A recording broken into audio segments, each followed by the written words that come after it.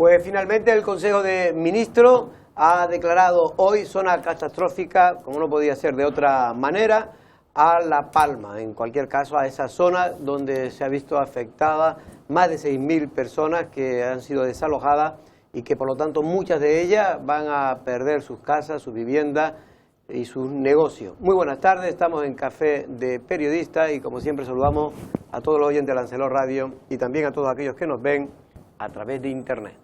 Don Pedro Martín, buenas tardes, ¿cómo está usted, don Jorge, Pedro? ¿qué tal? Buenas tardes. También hoy nos acompaña el jefe de los informativos, Andrés Martínez. Buenas tardes, Andrés. ¿Qué tal, Jorge? ¿Qué tal? Buenas tardes. Bueno, esta última hora, pues, era ya el propio presidente del gobierno de España, Pedro Sánchez, lo había anunciado y no coge a nadie por sorpresa. De momento han enviado 10,5 millones de manera urgente para que puedan, de alguna manera, solventar a aquellos que estén más apurados la emergencia tanto de habitabilidad como de comprar enseres, necesidades de primer Se orden. suman a los 5,5 millones que se han habilitado también para la compra de 107 casas, creo que era aproximadamente, y después, evidentemente, todos los que seguirá todo un proceso para ir incorporando fondos, porque no solo es la crisis habitacional, esa falta de vivienda, sino todas las infraestructuras que hay que ir reponiendo poco a poco en esos casi 260 hectáreas, ¿no?, que se ha comido ya el volcán. 260 hectáreas, casi aproximadamente, más de ¿no? 400 edificaciones, muchas, la mayoría... 700, ¿no? Más de 700 ya van 740 dicen, y dicen, se cree que puede llegar a 1.500. Edificaciones. Edificaciones No de todo tiene tipo. por qué ser toda vivienda, pero sí la mayoría. Y luego se han comido infraestructuras básicas como las carreteras, que eso vamos a ver, porque ha pasado por ahí hasta 200 y 300 metros de ocupación de la lengua por esas carreteras.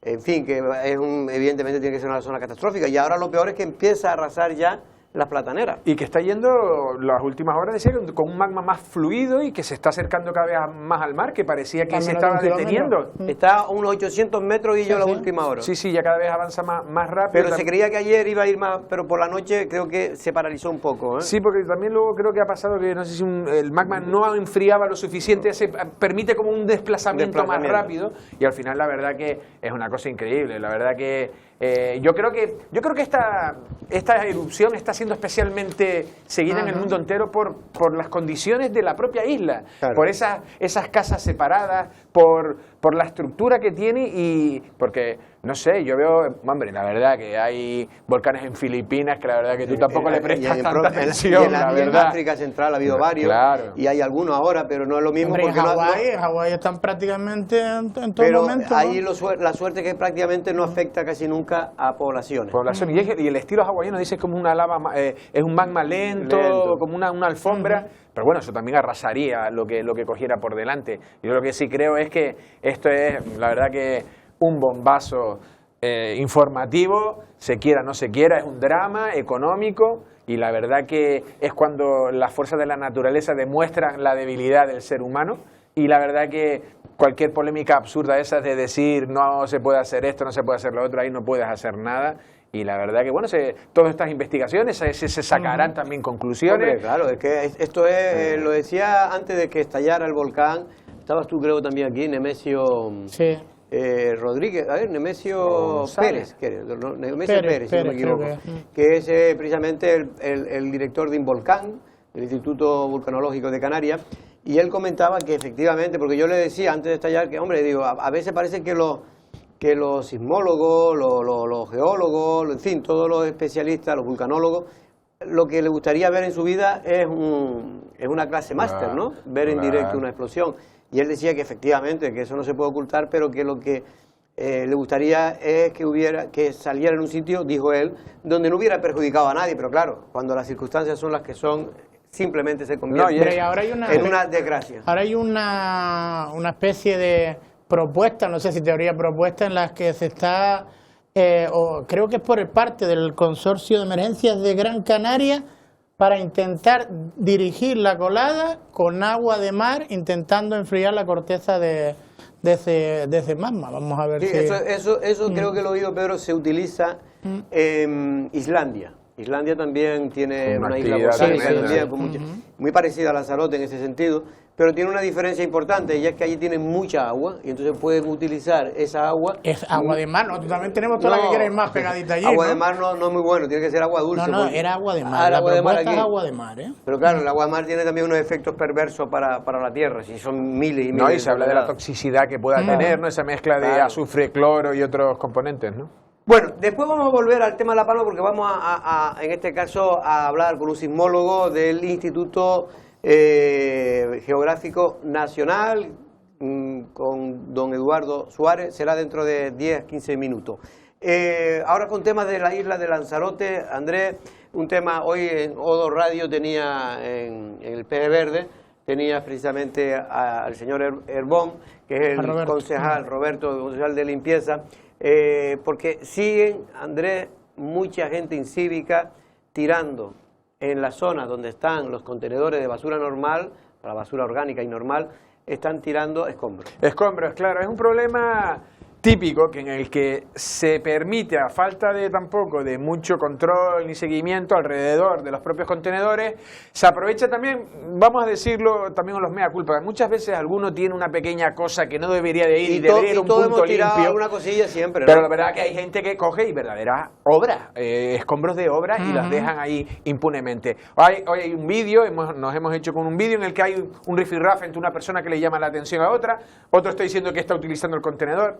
En fin, empieza a haber también una tensión porque la gente demanda que haya civismo, y eso también nos habla el propio Roberto Herbón de lo que se reclama. Es decir, lo que está planteando es decir, hay gente que no es de Arrecife que está trayendo escombros a Arrecife porque es como es casi imposible que haya tanto. Pero profesional, porque si no, no se entiende muy bien. Si tú eres un particular, tú puedes ir a los puntos limpios y hay bandejas para tirar el escombro, sin cobrarle absolutamente a nadie, si no eres un profesional.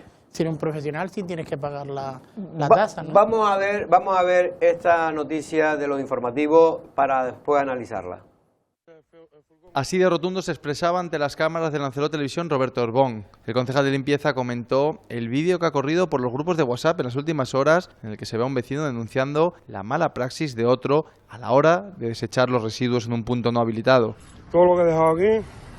En este aspecto, Herbón es contundente y considera que el consistorio capitalino está poniendo todo de su parte y apela al civismo de la ciudadanía. Muchas de las veces pensamos que puede haber que vienen de otros municipios, y que tiran en determinados sitios que están más escondidos o que es más asequible, que es más fácil en Arrecife, porque es verdad que en la misma calle todas las semanas hay que sacar alguna cosa, pues no tiene mucho sentido. Pero se nos dio un caso curioso este fin de semana en el barrio de San Francisco Javier, pues bueno, una persona a plena luz del día con una furgoneta, pues bueno, tirando escombro allí como eso si fuera pues su propia finca o su propia casa, ¿no? No se puede. Hubo un vecino que, bueno, tengo que agradecerle de que haya dado la cara, de que haya enfrentado a esa persona diciéndole que ese no es el sitio. No, es que más de lo que estamos haciendo ya, lo más sería meter otro camión. Ahora mismo tenemos 2 camiones, uno más grande que el otro, pero son 2 camiones, y lo más sería otro camión y meter más gente. Sea como fuere, la situación, según comenta el concejal, se mantiene igual que en los últimos meses, con un nivel de basuras y escombros por encima de lo que se puede llegar a abarcar. Bueno, es una situación, Pedro, insisto, que no es nueva, pero por desgracia es verdad que se han hecho algunas acciones. Yo recuerdo con un concejal de limpieza del Partido Socialista, que colabora a veces con tu programa, Víctor Sanguinet, sí, que nosotros insistíamos, denunciábamos, y Víctor se nos cabreaba mucho. Pero digo, Víctor, es que la porquería trae más porquería. Si usted deja, en este caso era la zona de Nao. La zona de la recuperadora, sí. por Nao, yendo hacia la playa de la Arena. De la Arena. Aunque creo que fue precisamente el primero que activó la ordenanza, ¿no? Para multar con 3.000, quiero recordar, ¿eh? No lo estoy... Ahí hizo Víctor un trabajo. Ahí hizo un gran trabajo, insistió, seguían tirando, él insistió limpiando, y hoy está limpio, ya nadie tira ahí, porque la porquería trae más porquería. Y yo, por ejemplo, hoy veo, y lo digo ahora, salto rápidamente y te dejo, Pedro, están, por ejemplo, podando y mejorando el aspecto de la entrada de Arrecife por la carretera sur. Oye, pues menos mal, ya era hora que se hiciera. Se había hecho ya en algunas zonas, también hay que recordarlo, pero ahora están también, porque las palmeras dan pena. Y oiga, yo no sé, pero cualquiera en su casa, cuando entra alguien, le gusta que la persona que vea la entrada sea bonita, en fin, está arregladita. y por lo menos que esté limpia, ¿no? Pero por todo, por nosotros mismos, pues nosotros vivimos aquí y hay que tener nuestra casa limpia, y también porque vivimos de nuestra imagen, de la imagen turística que tenemos que dar, ¿no? Y evidentemente hay zonas en Arrecife que son más problemáticas, vamos a decir así, por mucha campaña de concienciación que se ha hecho, porque no hace mucho hubo una campaña de concienciación por parte del Ayuntamiento de Arrecife, sí, ¿no? Y una serie de iniciativas, pero es verdad que hay zonas que es complicadísimo de controlar, como a mí se me ocurre, por ejemplo, bajando del vertedero para abajo, la parte, aquellos son los diseminados, ¿no? Creo que se les dice que son, pues hay mucha gente que aprovecha, vamos a decir, esa lejanía y que eso que es bastante inhóspito, un terreno bastante inhóspito para soltar, para ir a tirar escombros. Cuando yo no entiendo muy bien, perdón Andrés, sí, ¿por qué? El que no es profesional, si es un profesional, eso se le carga a quien le está haciendo el trabajo. Y el que no es profesional, acérquese usted al punto limpio que no le cobra. Yo creo que hay siempre gente de esos que dicen que antes se vivía mejor. Y yo creo que no. Yo creo que antes se vivía peor. Y un detalle es la suciedad. Antes había más suciedad. El Charco San Ginés antes era suciedad. Yo el otro día vi una foto y me crié en Las Palmas. En la plaza de Santo Domingo, en Vegueta, es como si tú te metieras, tú vienes de Las Palmas y te metes ahí, es como meterte en Teror, es como meterte en un pueblo bonito canario, es una preciosidad. Y vi una foto de unos amigos de hace 15, eran niños pequeños, y estaba sucia, hombre, es que estaba sucia, estaba fea, y ahora se cuida, porque se sabe, con lo que tú estás diciendo, ya está limpia, está tal. A nadie no se le ocurre, además de que hay más sanciones y demás. El Charco San Ginés, a nadie se le va a ocurrir ahora tirar, la gente tiraba palanganas ahí, a nadie se le ocurre. Es lo que es eso. Entonces, vamos trabajando, y en las zonas que vayamos viendo, porque en vídeo se veía parte de Tenorio, de la zona de Tenorio, donde las naves, nosotros conocemos ahí por las canchas de pádel y demás, y cómo cada vez ya se están construyendo naves, y la gente empieza a quitar, y no se va, y no se tira. Y esa zona era una zona donde se tiraba todo tipo de escombros. No, pero y aquí se ha acostumbrado en muchas ocasiones a convertir la zona de contenedores en como si fuera una especie de puntos limpios, tirar ahí o dejar enseres, tirar escombros, cuando eso no está enfocado para eso. Los contenedores son para lo que son, cada contenedor tiene su... Y que antes había cierta disculpa porque no había puntos limpios, pero ya desde hace muchos años hay puntos limpios. Y cada es verdad que, por ejemplo, Teguise no lo pudo abrir hasta hace escasamente una semana o 2 semanas. Sí, por problemas. Pues ya lo faltaron ya. Yo no sé si tiene la... Yo creo que está abierto, yo creo que está abierto. En cualquier de todas maneras, perdona. Herbón, quiero decir, para terminar esto, que Herbón también, como concejal de limpieza, es un hombre que al menos se ocupa y se preocupa, ¿no?, de tener esto lo mejor que puede, pero es verdad que a veces uno le produce cierta sensación de impotencia ver que no puede controlar pues toda la suciedad y el incivismo de los ciudadanos. No, yo lo que quería decir es que también el trabajo que están haciendo ahora, no me acuerdo del colectivo, si es Papacría, toda esta gente, es que ahora no me acuerdo el nombre que utiliza. Lanzarote Limpia y uno. Sí, pero no, los que son llamados, es que ahora no me acuerdo, ya me saldrá. Los que buscan los escombros. Los que buscan los escombros, el CSI de los escombros, porque estaría bien que al que tira el escombro le fueran a ver, porque si tú rebuscas, la gente que tira escombros tampoco son muy allá. Pues si y seguro que hay factura, hay cuestiones de nombre, y eso, bueno, dicen en Alemania, entonces eso, imputable, te meten unas sanciones que te cambas. O sea que... y de hecho, Andrés, ahora gente que yo sé que patea mucho Lanzarote, antes se encontraba por cualquier sitio, el menos que te espera, que han tirado una nevera, una nevera, sí, que han tirado cualquier cosa. Ahora eso ha disminuido por suerte también. En algo tenemos mérito los medios de comunicación de Lanzarote, que hemos insistido para ir cambiando esas malas costumbres. El COVID, don Pedro, está la cosa contenida. Es verdad que ayer ingresó una persona de creo que 62 años en la UCI, hay 3 personas y una en planta. Sí, pero afortunadamente muy lejos de las situaciones que vivimos hace apenas 3 o 4 meses, ¿no? La verdad que está todo bastante controlado, tendrá que ver todo mucho con la vacunación, pero por cierto, yo no sé si tú tuviste que ir, pero yo estuve con gente hoy que estuvieron en el hospital y siguen haciéndose las pruebas del COVID para si te van a hacer algún tipo de pequeña intervención, etcétera, siguen con el mismo protocolo. Y me parece un acierto hasta que de una vez por todas lleguemos hasta el 90%, ¿no?, donde podemos empezar a abrir un poquito más y volver a esa ansiada normalidad, a ver si que ya prácticamente la estamos saboreando, ¿no? Sí. Andrés, al fin y al cabo también creo que no estamos, hay unas 100 personas con la enfermedad, que no es por quitarle importancia, pero bueno, en cualquier caso está la cosa bastante controlada, ¿no? Bastante controlada. Perdón, está buscando, era Goñi. Goñi es el del CSI, eso. Sí, parece que la cosa está controlada. Al final entra una persona en planta, otra en UCI, otros de que en UCI que se mantienen ya sin enfermedad ni nada porque llevan mucho tiempo. Yo creo que hay una normalidad, yo creo que los británicos saben que vienen a un sitio, los británicos, los alemanes, cualquiera saben que vienen a un sitio seguro. Ya creo que las pautas de vacunación son altísimas en la población diana. Ya están dando las terceras pautas a quienes más posibilidades de riesgo tienen. Yo no sé, a mí me da ganas, lo decíamos el otro día, como en Dinamarca, abrir el mercado y ya está, y a convivir con ella. Hombre, hay riesgo. Hay riesgo y hay que tener cuidado. Y una población más joven, más joven o más pequeña. Bueno, me va a permitir porque vamos a ir rápidamente, en este caso, a un representante del Instituto Geográfico Nacional, don Eduardo Suárez. Muy buenas tardes, sismólogo. ¿Cómo estamos? Buenas tardes, ¿qué tal? Bueno, Eduardo, la última hora, ¿el volcán ahora tiene mayor fuerza o está más controlada la situación?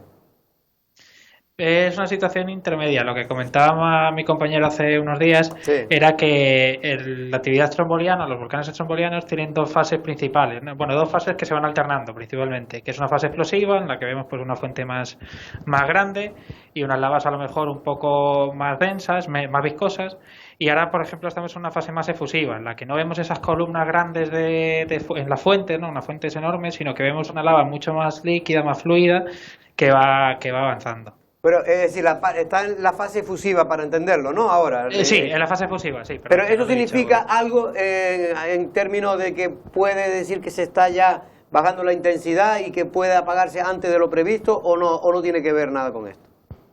En principio no puedes indicarlo, porque a lo mejor dentro de un par de días podemos volver a tener una fase explosiva o a lo mejor se mantiene a la larga de los días esta fase efusiva en vez de pasar una explosiva.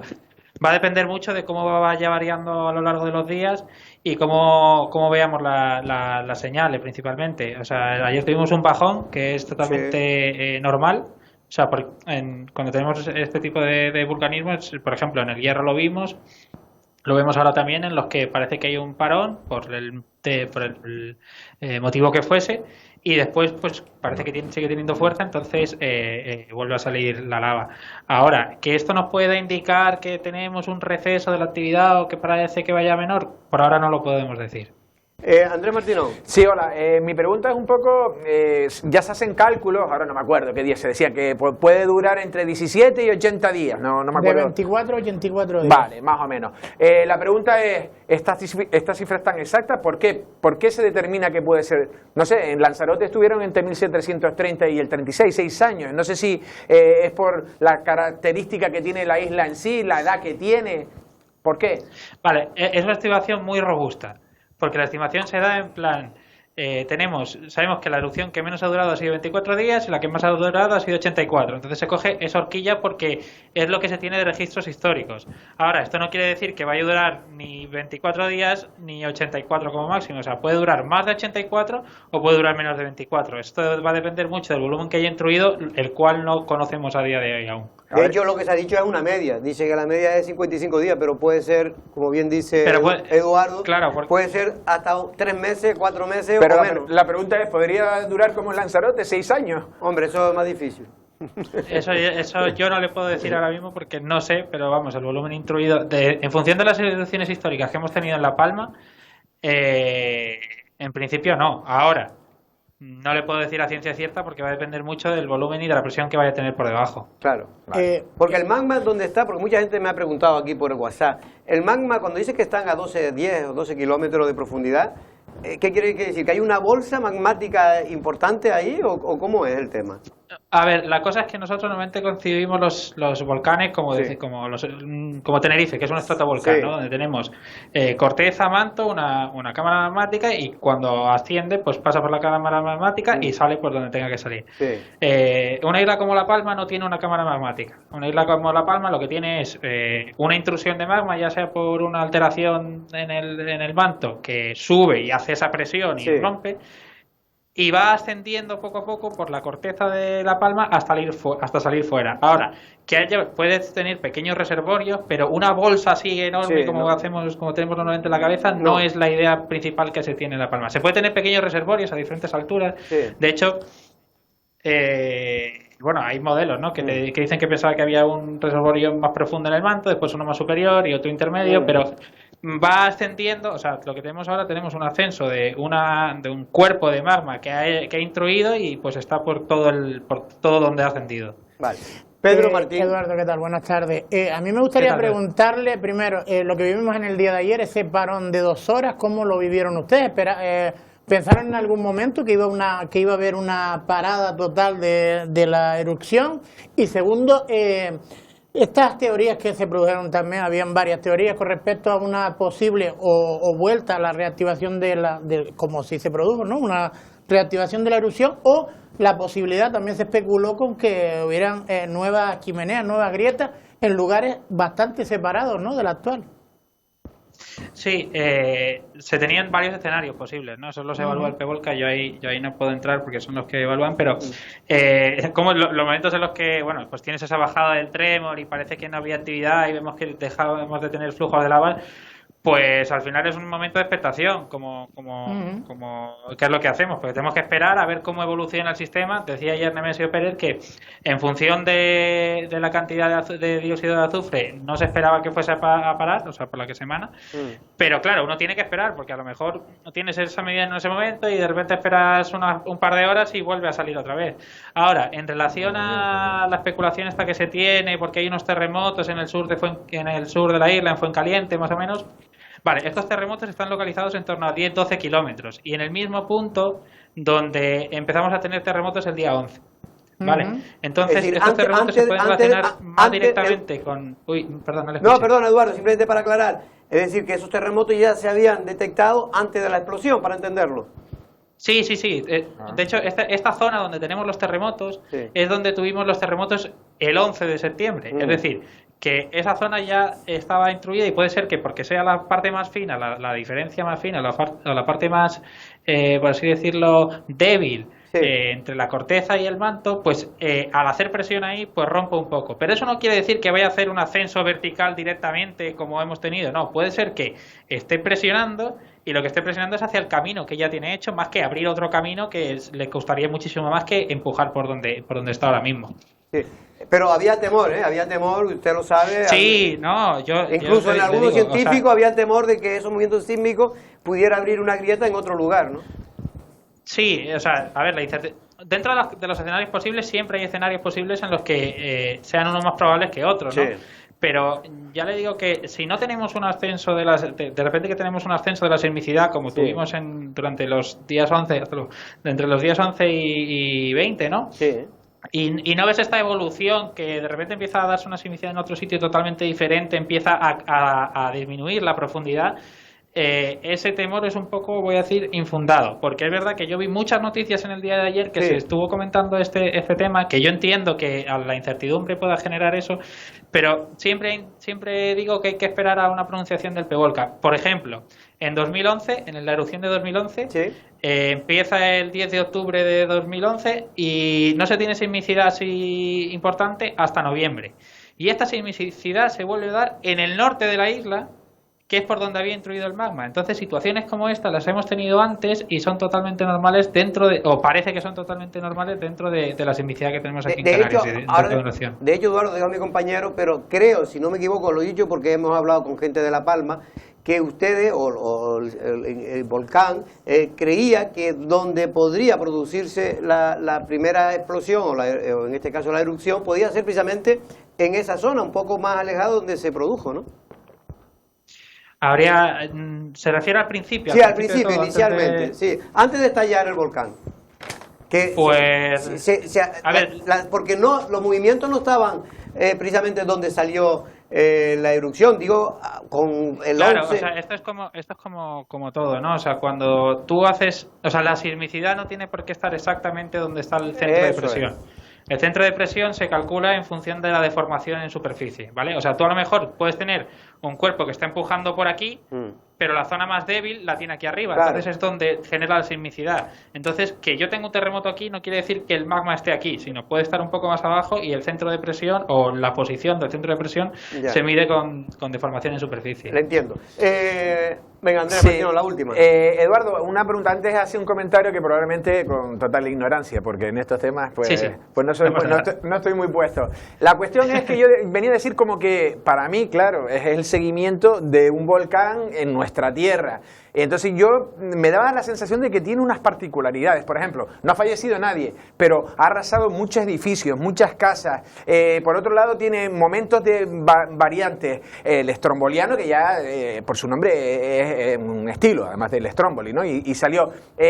No sé si hay otros que echan más ceniza. Lo que quiero decir, ¿tiene una característica especial este volcán que se diferencie del resto? Especial no, porque es que lo bueno existen de este muchos es que como está siendo de libro, o sea, es una erupción de libro, tal cual. Cuando uno se espera una erupción estromboliana monogenética, se espera todo lo que nos ha pasado hasta ahora.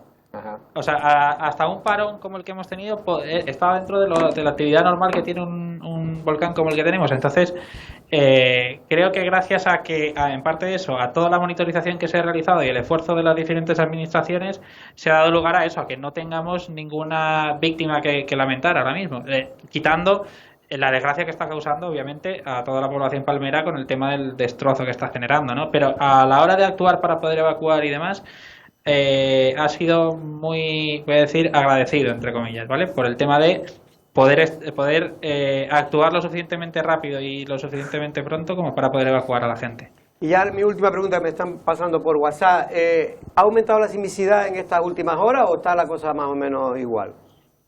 En cuanto a sismicidad, es verdad que hemos visto algunos terremotos en profundidad, la misma profundidad que le comentábamos antes, a 10 kilómetros. Estos terremotos no parecen haber subido. Creo que ha habido alguno superficial por la zona donde ya está el conato.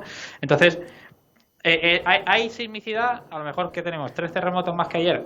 No es una cosa significativa, pero eso, está localizado en los mismos sitios donde ya teníamos sismicidad. Y también me dicen, ¿y fuera de La Palma se está notando alguna actividad sísmica?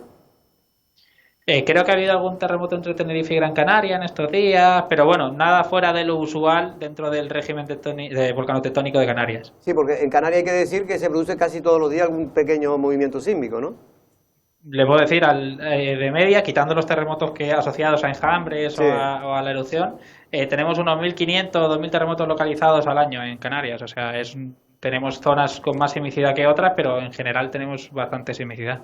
Eduardo, pues nosotros y Lanzarote le agradece que haya podido usted explicar y dar algunos razonamientos y sobre todo aclarar algunas situaciones que desconocíamos. Muchas gracias y buenas tardes. Muchísimas gracias. Hasta luego, adiós. Que tenga buena tarde. Bueno, Eduardo Suárez, sismólogo del Instituto Geográfico Nacional, que están haciendo una gran labor y que, bueno, pues es normal lo que decía antes Andrés también, que está la gente molesta porque este volcán está trayendo muchas desgracias a la isla de La Palma, pero por otro lado es un fenómeno que para cualquier estudioso le llaman una explosión de libro, ¿no? No, y además me imagino cuando alguien dice, ¿y tú qué estudiaste? Y dice, no, yo soy vulcanólogo. Y dice, bueno, vale, pues estarás ahí en tu casa, en tu oficina, estás ahí tranquilito, viendo la maquinita esa que hace tiqui, tiqui, tiqui, hasta que viene un momento y es como, o bueno, como todo lo contrario con el COVID, ¿no? Que pero hay que estudiar mucho, hay que estudiar mucho para ser sismólogo. Hay que estudiar, ¿no? Y no solo hay que mirar los aparatitos,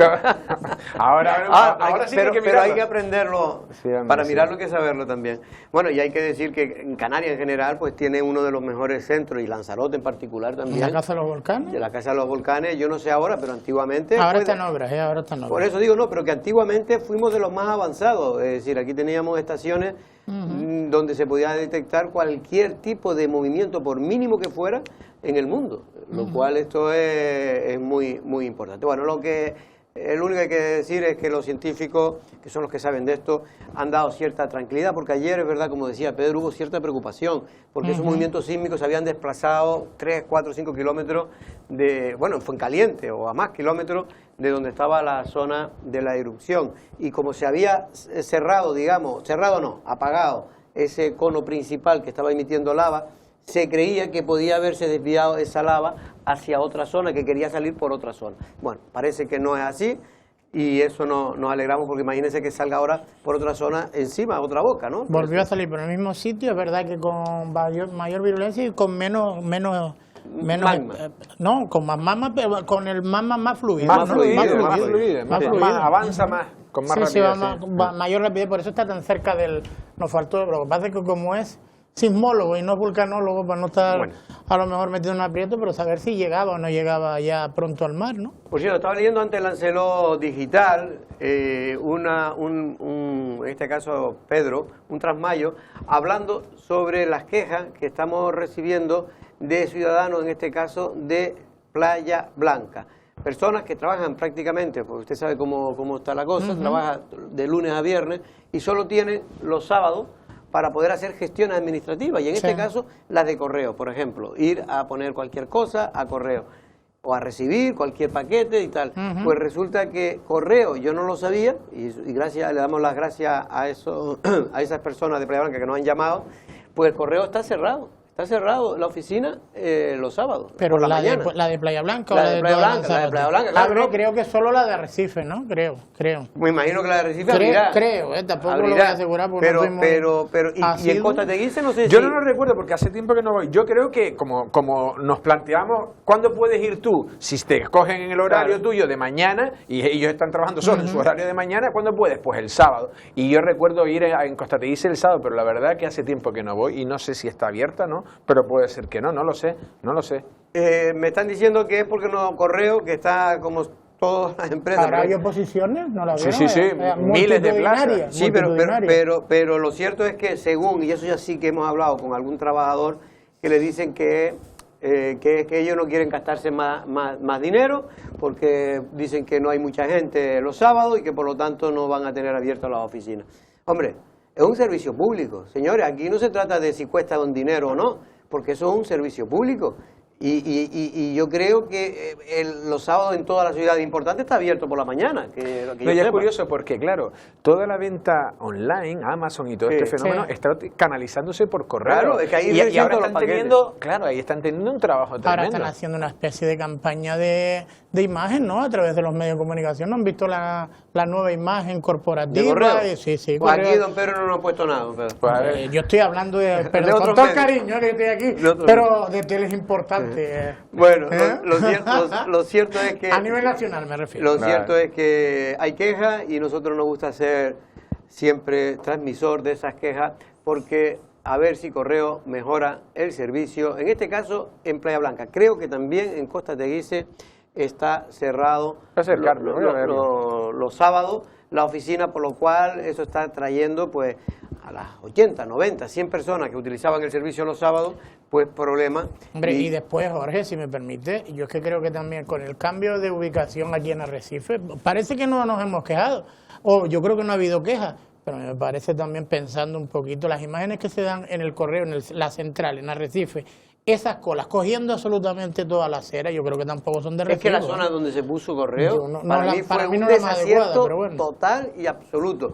Yo no veo en ninguna otra ciudad importante que Correo lo hayan metido en una calle estrecha, escondida. Normalmente es un edificio, de hecho lo era aquí en Lanzarote, emblemático, ¿no? Lo fue durante mucho tiempo. Que por cierto, ¿ahora qué es ese edificio? Un edificio cerrado como mucho. Pero hay viviendas en la parte arriba hay viviendas y gente director de Correo. Sí, y gente que vive. Ahí tendrán, me imagino que no sé si quieren hacer la venta del inmueble, que tiene un valor evidentemente alto, tendrán que negociar con los moradores, con los que se queden allí. Bueno, y también nos envían, porque nos hacemos eco, en este caso, imágenes, las estamos también viendo en Lancelot Digital, Andrés, del Hospital Insular, del viejo Hospital Insular, que, hombre, la verdad que es un edificio viejo, los edificios viejos cuestan mucho mantenerlo realmente siempre bien mantenido, ¿no? Y en este caso nos mandaban fotos. No sé si se podrán ver algunas aquí, Andrés. Sí, porque estas son las imágenes del exterior grabadas por la mañana, en la que se ven bien. Tiene un aspecto pero luego hay unas imágenes grabadas desde dentro, claro, que nos las facilitan. Y la verdad que se ve pues zonas pues sin pintar, con mal aspecto. Ahí estamos viendo que al final, oye, no se va a caer, creo, pero pero claro, lo que pasa es que todo y más eso, pero pues, esto es la parte donde estaba ante el tanatorio, que ya no hay entierros en el hospital insular, ¿no? Sí. No sé para qué se utiliza ahora. Pero hay cierta sensación que yo creo que se podría mejorar porque es un tema público. Es verdad que hemos hablado con el servicio, fuente cercana al Servicio Canario de Salud, y nos dicen que no es por falta de que no haya personas de mantenimiento, que más o menos hay igual. Los lo hay seguro. Sí, creo que hay igual. Pero en cambio hay trabajadores que dicen que no, que hay gente que se han jubilado y que no lo han sustituido. Sí, mi tío era jefe de mantenimiento del hospital insular y se jubiló. ¿Y ya lo cambiaron? Se jubiló, pero se jubiló hace 3 o 4 años. No, y que a lo mejor destinan a eso, a los que quedan de mantenimiento para otras cuestiones y abandonan la pintura, por ejemplo, el aspecto, porque a lo mejor lo consideran secundario. Claro, de todas maneras lo que nos dicen es que efectivamente que falta personal.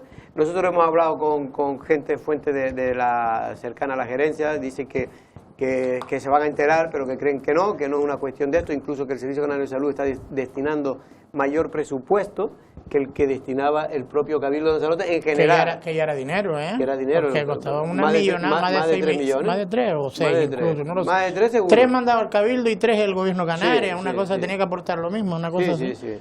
Pues es una pena, de todas maneras, a lo mejor ese hospital está enfocado para ir ya quitándolo. Creo que hubo un proyecto en su momento de hacer una permuta, porque es una pieza también de la Rocar, donde está la Rocar, u otras piezas de arrecife que están situadas en primera línea. Son apetitosas, esa haciendo una permuta, donde con lo que se intentó cambiarlo a una constructora inmobiliaria o lo que fuera, y que construyan en este caso ya no hospital, ¿no? Sino algo, una residencia geriátrica o algo así en condiciones, y en otras zonas que tenga incluso, mejores accesos, que esto es difícil, pero bueno, se podría buscar la fórmula, ¿no? Porque este ya está bastante obsoleto, ¿no? Creo que efectivamente, el plan están elaborando, terminando el plan directorio del nuevo edificio, que creo que va a ser el mismo sitio, ¿o no? Ahí, y hay patrimonio y todo, y yo imagino que será complicado. Eso es difícil de tocar, ahí todavía ahí estuvo Franco, ahí estuvo Franco de visita, eso está conservado, eso está eso se protegido construyó, por patrimonio, si no Arrecife patrimonio. Yo nací ahí. Y yo. ¿No? No, yo no. Yo nací ahí. En 1959 y allí en 1950-51 fue cuando se inauguró el hospital.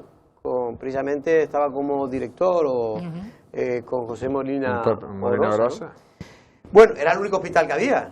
Antiguamente después fue la Casa del Mar y después el Molina Orosa. Fue la Casa del Mar, era el Hospital General, era una residencia sanitaria y efectivamente, y después ya el Molina Orosa actual, el Hospital General. Bueno, vamos 2 minutos a publicidad y seguimos.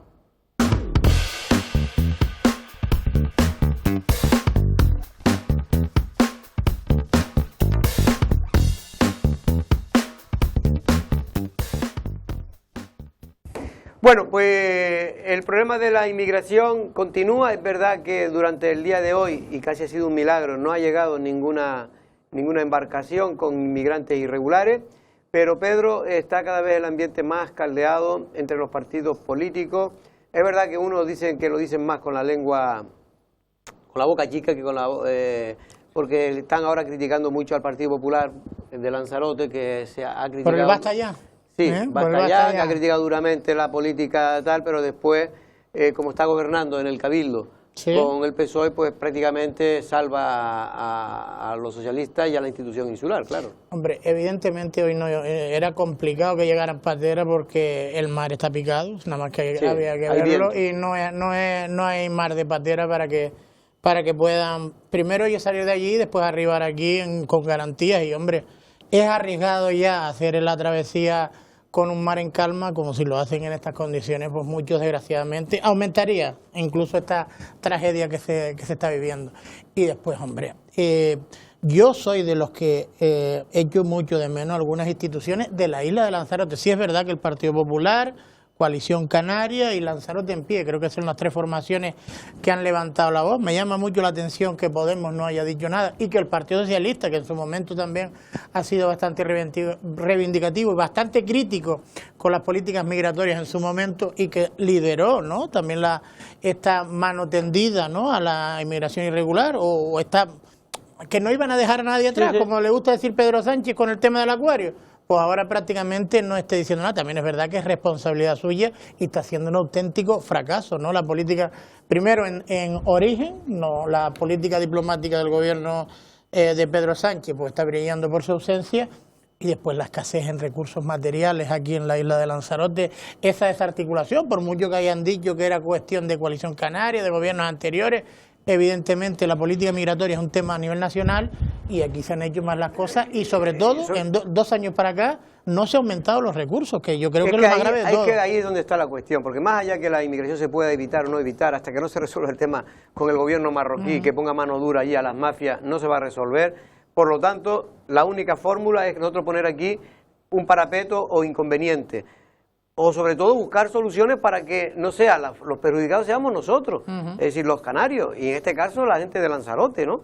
Y eso solo tiene 2 soluciones, y es destinar mayores recursos, más número de policías nacionales, más recursos para las ONG y más recursos. Y también hay que hacer un albergue ya lo antes posible donde se puedan quedar en condiciones dignas ellos. Y después, porque la imagen que estamos viendo porque en esas naves no es digna está tampoco. ocupando, obviamente, porque hay que darle un trato, ¿no? Hasta bueno estaría. Los hospitales, porque hay que hacer temas de prueba de PCR, hay gente que se enferma. Hospitales, se están llevando recursos que tendrían que estar en los hospitales, sí se los están llevando. Se lo están llevando, ¿no, pero normal, porque hay que hay una ambulancia de urgencia única y exclusivamente habilitada para la llegada de pateras y no prestando el servicio donde fue comprada o destinada para ese destino, que era atender a los ciudadanos. Es lo que me refería, a ver, hay que tratarlo, obviamente, cuando pisa cualquier persona tierra, hay que darle los mismos servicios que recibimos cualquiera de nosotros. Pero esto no hay que ser tonto, esto hay que seguirle al gobierno, que oiga, que está muy bien, pero que no puede ser, oye, si es una cuestión de 2 meses, un mes, no pasa nada, pero si vamos a estar así, llevamos ya 2 años, hay que buscar algún tipo de solución. Bueno, hoy hemos hablado con algunos de los partidos políticos.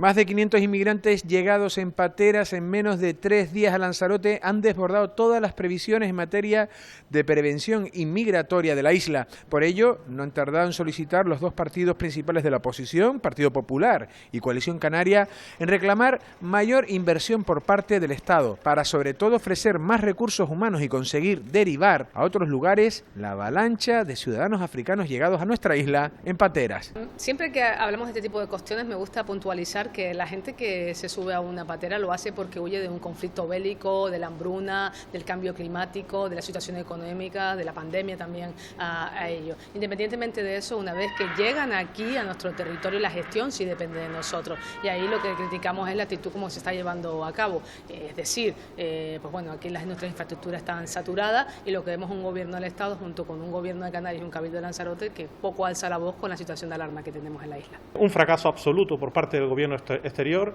es decir, las políticas exteriores del ministro de Exterior, el presidente del gobierno, todo su conjunto de gobierno, y por lo tanto pedimos a las administraciones también locales, gobierno de Canarias, que se pronuncie de una vez, que vuelva nuevamente a insistir al gobierno central, quien es en definitiva quien tiene las competencias, y por supuesto también el delegado del gobierno, que es quien nos representa en Canarias en nombre del gobierno central, a que se tomen medidas de que el gobierno actúe y que no exista la parálisis que a día de hoy estamos viviendo con este fenómeno, y que quien realmente está soportando y asumiendo todas esas responsabilidades es la isla de Lanzarote y, sin excepción, la isla de La Graciosa, la 8ª isla, como todos decimos, que este fin de semana hemos visto la llegada masiva de pateras, donde efectivamente ese servicio que tiene consignado con un convenio a Cruz Roja no ha tenido una respuesta en La Graciosa, ni no ha estado con los servicios adecuados y con el personal necesario para dar solución inmediata.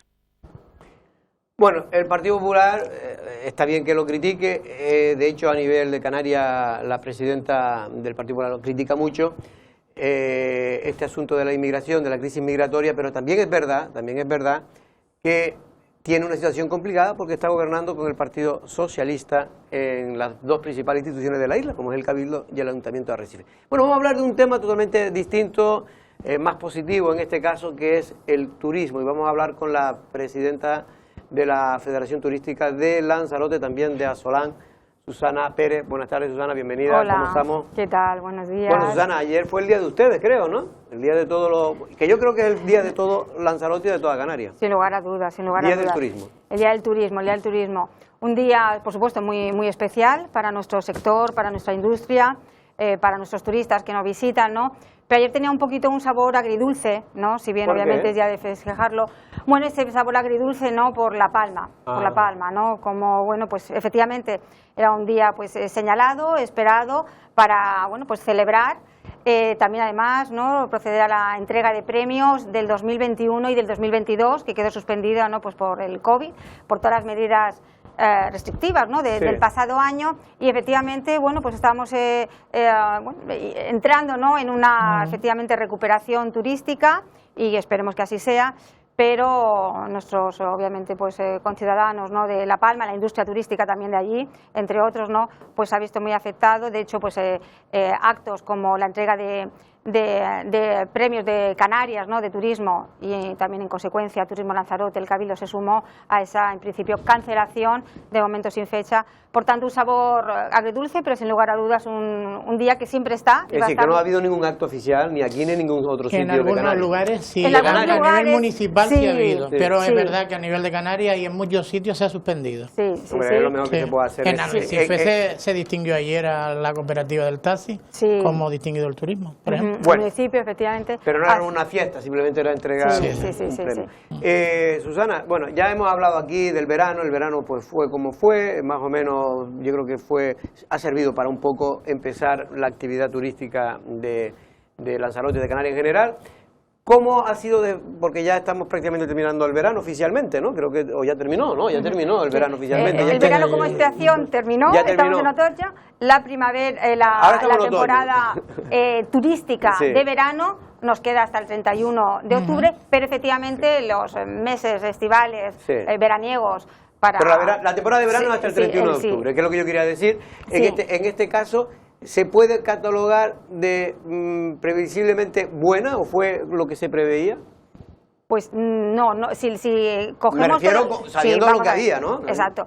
Si cogemos toda la temporada turística, que va del 1 de abril, del verano turístico del 1 de abril al 31 de diciembre, es un conjunto que son 6 meses, no podemos catalogarla de manera general toda la temporada buena, sin lugar a dudas no, pero sí podemos decir que a partir de finales de julio y sobre todo a partir de agosto, hasta ahora llevamos 2 meses, prácticamente terminamos septiembre y la previsión hacia octubre, por tanto la mitad de la temporada de verano, podemos decir que está siendo moderadamente satisfactoria para como, bueno, pues en el mes de junio, por ejemplo, ¿no?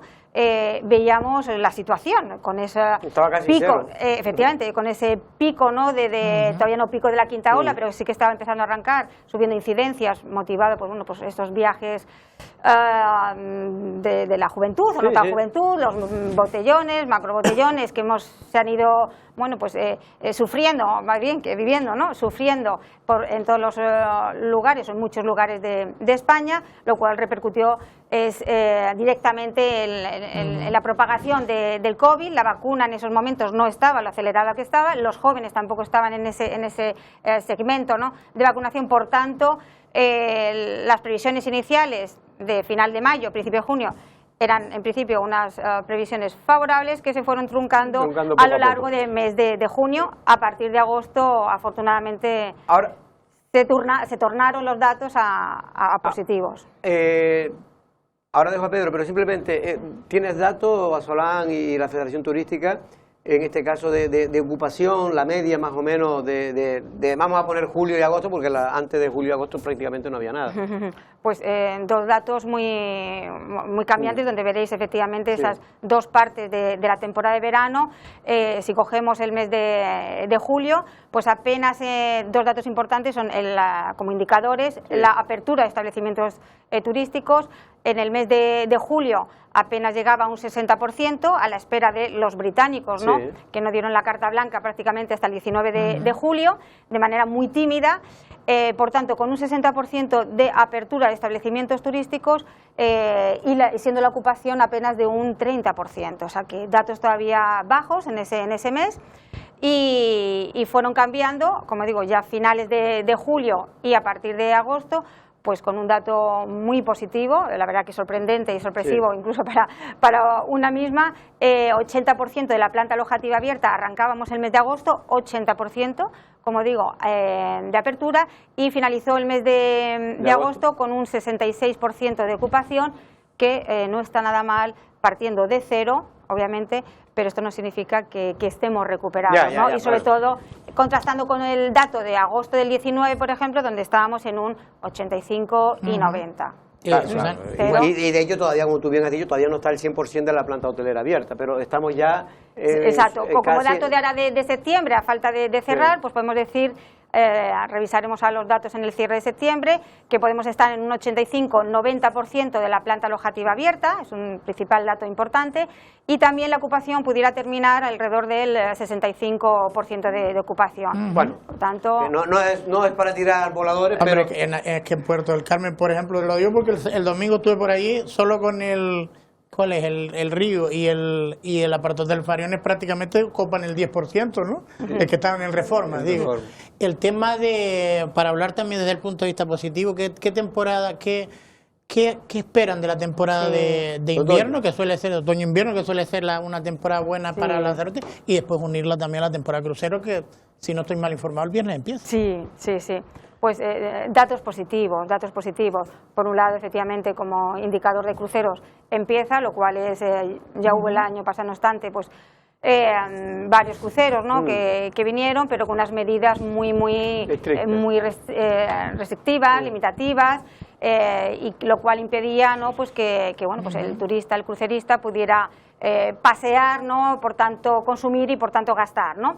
en nuestro destino más allá de las excursiones cerradas. Por tanto, esperemos que en esta ocasión sí la temporada de cruceros repercuta, entre otros, directamente con Arrecife. Lo han pedido, ¿no? Está en la mesa de turismo de Arrecife, ¿no? ¿O ustedes están presentes? Le han pedido al turismo de crucero ayer, que haya apertura, ¿no? Sí, ayer de hecho teníamos un encuentro, una reunión con uno de los turoperadores. Y sí, efectivamente nos confirmaba que habrá posibilidad de que los cruceristas pues puedan pasear, ¿no? ¿Y el turismo en general? Y exacto, y el turismo en general, pues también tenemos que hablar de datos positivos. Por un lado, en lo que queda de la temporada de verano, este mes de septiembre que decíamos, y octubre, con esos datos, efectivamente, a partir de octubre, o más bien la temporada ya de invierno, noviembre, esperemos que esté el 100% de la planta alojativa abierta, a excepción de los que están en obras, en reformas.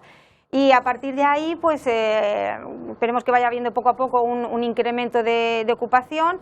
Como bien decís, el invierno es la temporada turística de Canarias, que el año pasado pues se vio truncada, frustrada por todas las aperturas y bueno, pues cómo iba la tercera ola, la cuarta ola por toda Europa.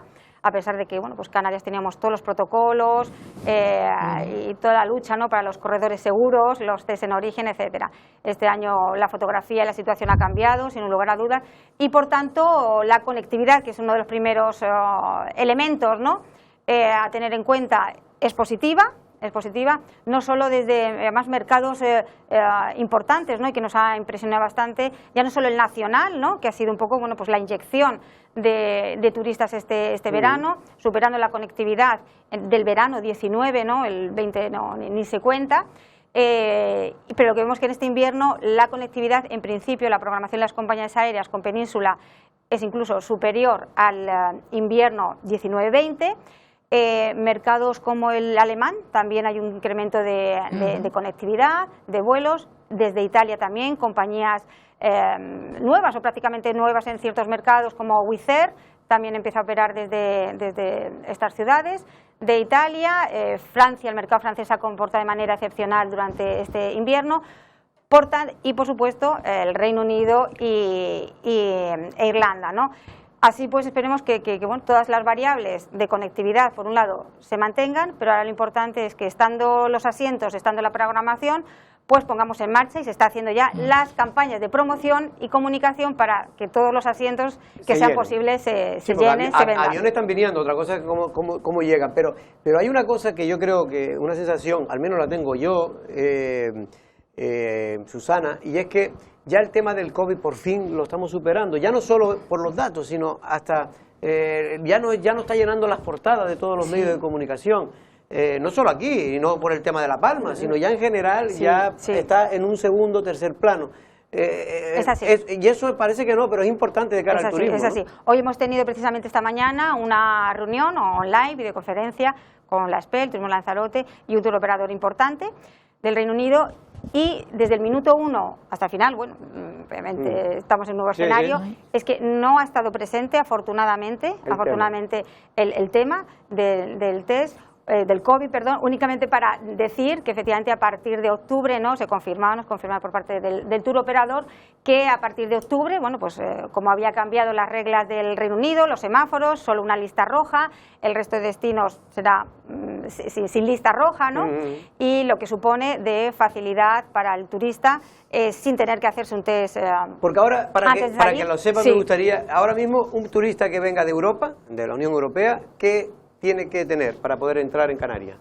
En España, primero en España y luego en Canarias. El Reino Unido, por un lado, lo primero es las propias medidas que el Estado, que el país imponga. Entonces, el Reino Unido, como sabéis, pues siempre ha mantenido, al estar fuera de Europa, pues con más motivo, ¿no? Ha tenido sus propias reglas de juego en la pandemia. Y para el resto de países de Europa, bueno, pues todos, afortunadamente, Europa se ha guiado por los indicadores y el mapa europeo de indicadores y el certificado digital COVID, que ha sido sin lugar a dudas una herramienta junto con la vacunación clave para activar la movilidad de las personas y por ende el turismo. Entonces, cualquier persona que quiera entrar primero a España tendrá que ver en la página web correspondiente de Sanidad, del Ministerio del Exterior, sí, en qué nivel, en qué índice de incidencia acumulada, país de riesgo o no de riesgo se encuentra. Todos aquellos que estén en el listado de riesgo, pues tendrán que someterse o traer el certificado o bien de vacunación, de test. Ahora afortunadamente se incluye el test positivo. Perdón, el test negativo de COVID. ¿A alguien le está sonando el teléfono? Sí, a Susana. Ah, a Susana. A mí. Sé que no les he silenciado. Supongo yo. Un certificado. Bien. Si el país no se encuentra en riesgo, pues no tendrá que presentar este certificado, pero sí para alojarse en un alojamiento en Canarias tiene que presentarlo. Hay como un doble chequeo, ¿no? Lo cual obviamente pues nos garantiza una mayor seguridad. También con los peninsulares. Reino Unido. El Reino Unido, como digo, ha tenido sus, aparte de cumplir con las reglas, obviamente, de entrada a España, si es un país de riesgo, según el índice, o no, y, por supuesto, para los alojamientos, la entrada, el acceso a los alojamientos turísticos, pues el propio país ha marcado sus reglas, situando, como sabéis, a los destinos, entre ellos Canarias, en diferentes niveles. Hemos estado en el ámbar, a partir de octubre, varios destinos, entre ellos España, Canarias, también Baleares, pasan a una lista no roja, no de destino roja, lo cual significa que el turista británico, después de estar en nuestro destino, de cumplir con las reglas de entrada, para regreso a su país de origen, al Reino Unido, pues afortunadamente no tendrá que... Los que estén vacunados, ¿no? Los que estén vacunados, doblemente vacunados, pues no tendrán ni que realizar una cuarentena, obviamente, y de los 2 test que se les pedía, PCR, pues solo uno, que es al segundo día de llegar allí, sustituyendo un PCR por un test antígenos, lo cual abarata. Absolutamente. Ahora también llegamos a una temporada de vacaciones del Reino Unido, octubre, y nos comentaban, ¿no? Esta mañana que se están recibiendo reservas, pues aquellas familias que en el mes de verano, prácticamente, julio y agosto, con esas restricciones, esas limitaciones y esos cambios, ¿no?, de semáforos, pues no tenían las garantías o confianza suficiente para viajar y bueno, pues se abre el mes de octubre con una posibilidad de recuperar ese turismo familiar británico.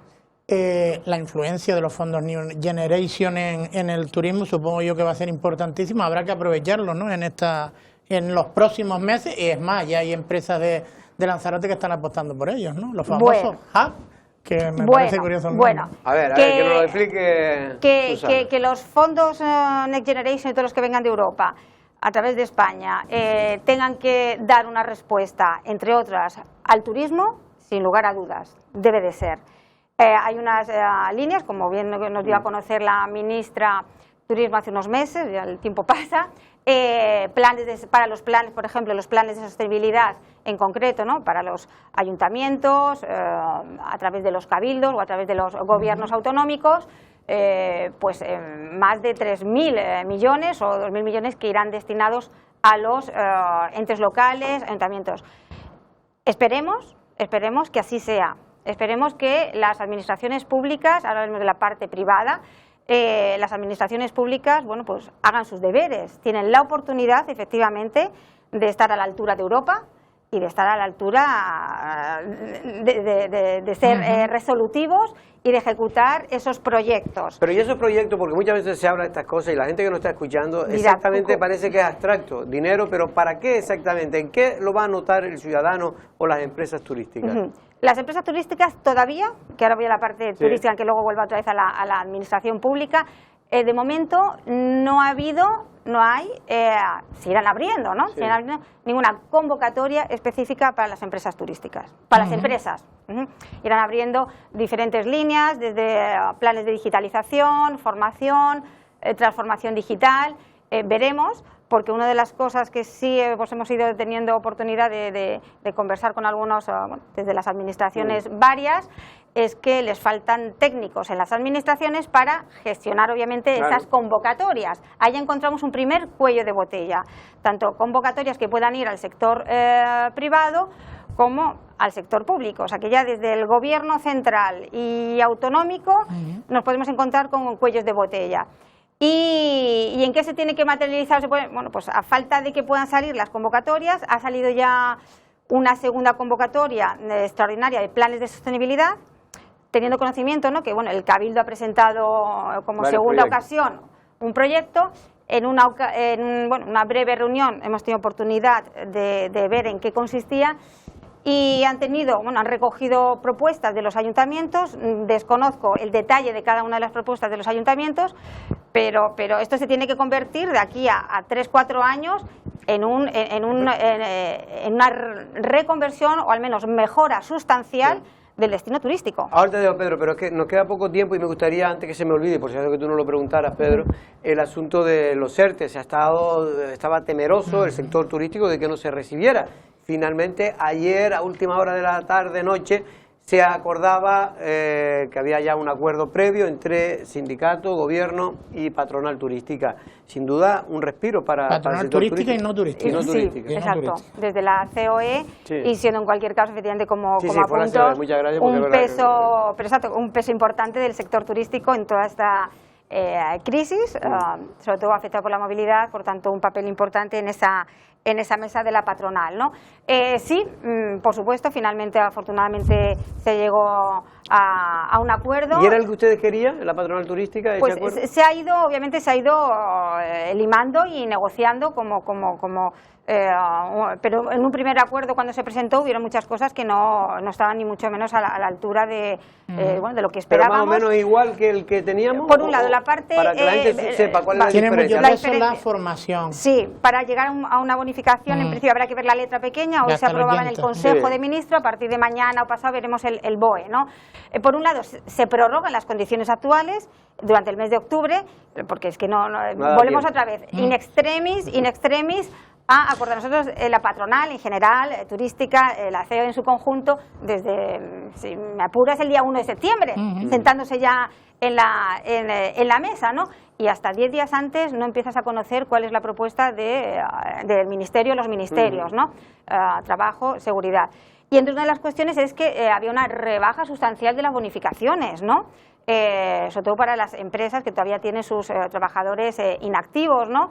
Unas situaciones que, bueno, pues la que nos vamos encontrando en Canarias, que siempre tenemos elementos de incertidumbre, porque aún la pandemia no está del todo controlada, ahora el elemento, ¿no?, también volcánico de La Palma, pero es que además todo el sector turístico en península, en costas, en interior de ciudad, para nada tiene que ver, ¿no?, pues lo que ha sido el verano. Por tanto, fundamental era el mantenimiento de las bonificaciones, pero en un porcentaje elevado. Y efectivamente, bueno, pues pasa de un 40 o 50 a un 80, en el caso de que se haga formación. Ahí había otro elemento en el que se ha tenido que limar. ¿Y hacer formación qué significa? ¿Que los hoteles tienen que hacer o las empresas tienen que hacer como curso? Se ha llegado a un acuerdo y se ha revisado la propuesta inicial, porque la primera propuesta era que, bueno, bien, la empresa tiene que dar formación, pero nos encontrábamos con dos elementos. Que si había algún trabajador que por lo que es, el que no pueda, siempre hay obviamente elementos que pueden justificar esa no posibilidad, pero el que no quiera hacerlo, la responsabilidad de todos los empleados era de la empresa. Y si tú tienes me da igual el tamaño, 5, 10, 15 o 200 trabajadores en una empresa, porque un trabajador no se le haya formado porque no haya querido, claro, pone en riesgo el expediente completo. Y luego, además, ¿se ha resuelto ese tema? Sí. Se recoge, vemos la letra pequeña, pero la obligación de la empresa es la puesta a disposición de la formación. Puesta a disposición. Y dependerá del trabajador, incluso, pues no sé cómo quedará recogido, pero la responsabilidad será del trabajador el formarse. Y otra de las cosas es que, era la empresa la que tenía que pagar la formación, y oye, pues, no tenemos dinero para pagar los ERTES y vamos a tener dinero para la formación. Quienes tengan recursos de formación bonificada, con los créditos de la Seguridad Social, ¿vale? Pero ya estamos a final de año y muchas empresas lo han ido consumiendo con otra formación, precisamente de los trabajadores que se han ido incorporando. Por tanto, dos cuestiones, esperemos que vengan fondos para la formación y la responsabilidad de la empresa es puesta a disposición de la formación. Susana, tenemos que ir, pero rápido, muy breve, de temas de infraestructuras, que parece mentira que todavía estemos aquí en Lanzarote esperando por el Palacio de Congreso. Lo digo porque hoy precisamente había alguna noticia en torno a la mejora de las carreteras y que no renunciaban a que de una vez por todas hubiera Palacio de Congreso en Lanzarote.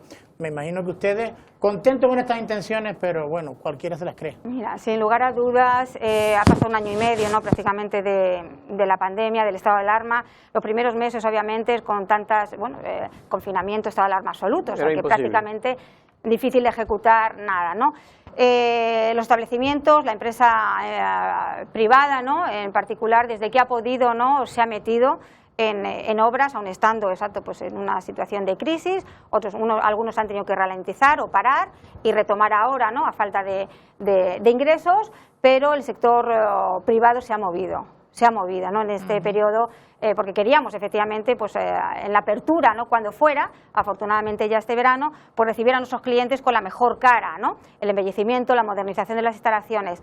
Pero vemos que por parte de la administración pública, todos han hecho algunas calles, algunas carreteras, algunos acondicionamientos, pero la administración tiene que dar un vuelco en sus procedimientos administrativos, o bien por falta de técnicos, o bien por entendimiento, ¿no?, en las diferentes administraciones. Pero echa de menos, ¿no? Porque yo he recibido muchas llamadas que es una pena que durante este año y medio el sector público, que había dinero, porque si no hubiera dinero... No, pero es que el gobierno de Canarias dedicó a Lanzarote casi un presupuesto de 80 millones de euros. De esos 80 millones, lo estamos intentando comprobar, porque nadie nos quiere dar la cifra exacta, no se ha invertido ni 20 millones de esos 80, es decir, estamos hablando de un 30 o un 35%. Claro. Y entonces, por eso, a los fondos europeos, va a tener la administración pública la capacidad y la responsabilidad de ejecutar esos miles de millones en un alto porcentaje que irán a la administración pública, pues ante Europa. Pues la verdad es que no es para estar muy optimista. Susana Pérez, presidenta de la Federación Turística de Lanzarote y también de Asolán, la principal patronal turística de la isla de Lanzarote, muchas gracias. Y vamos a ver, Jorge, si realmente tenemos suerte, porque hoy me comentaba, y yo la verdad que me llevo una alegría, porque yo no tengo ningún interés, ni tengo, ojalá tuviera una acción en alguno de los hoteles, pero hoy me comentaba con 2 directores de hoteles de que, oye, que han tenido, que en septiembre que tenían una ocupación de un 65-70%, es que como estaban las cosas, y hoteles grandes, estoy hablando, lo cual esto es una muy buena noticia. Ahora, claro, no saben si va a aguantar. Las previsiones vienen, podemos dar datos de aquí a 3 meses, ¿no?, hasta diciembre, ¿no? Hay datos de 60, de 70, más allá de diciembre las reservas están paradas, el turista hace reservas para los 3 próximos meses como mucho, ¿no? También el verano 22 parece que se presenta bien, pero vamos a ver ese primer trimestre del 2022 22, vamos a ver cómo se va presentando. Pues Ana Luis, muchas gracias, Pedro, muchas gracias por estar aquí y verte siempre con buena salud, que es lo más importante. Nosotros no es una amenaza, pero mañana a la misma hora estamos aquí. Buenas tardes.